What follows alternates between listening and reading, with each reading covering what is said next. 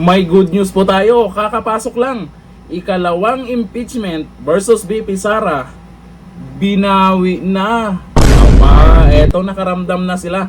Sino ang dapat ma-impeach? O eto, ayon sa Luzon News Media, inatras ng Tindig Pilipinas ang kanilang second impeachment complaint laban kay VP Sara Duterte ngayong araw.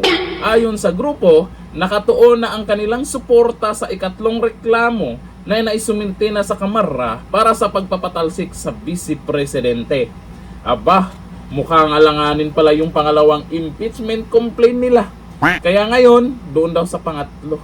Malamang yung pangatlo, sasablay na naman yan, doon sila sa pang-apat. Seryoso kayo na mapa-impeach si VP Sara at yung inihain nyo ay meron talagang mabigat na ebidensya, bakit hindi tinuloy? Tapos ang idadahilan lang para tutukan yung pangatlong impeachment complaint? Di nga.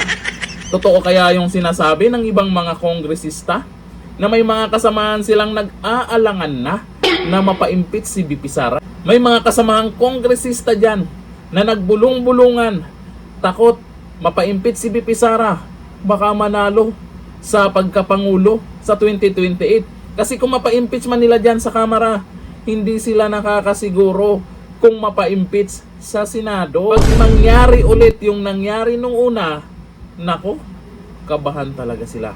Lalo lang pinapasikat si VP Sara, paulit-ulit na reklamo. Pero yung isa dyan na mas mabigat, mas malaking confidential fund, mas malaking korupsyon na nasangkot siya, hindi nyo tutukan. Sa bagay, pwede namang sabihin lang nila na ganyan, i-atras nila, kasi alam nilang matatalo din naman, alam nilang walang susuporta dyan, alam nilang mahina ang ebidensya, paulit-ulit lang, kasi may ibang congressman na hindi susuportahan, meron pang partido na nagsasabing hindi susuporta sa impeachment kay VP Sara. Kung ganun din naman yung ebidensya, alam naman ng kaumbayan kung ano yung mga galawan ng mga buhaya sa Kamara.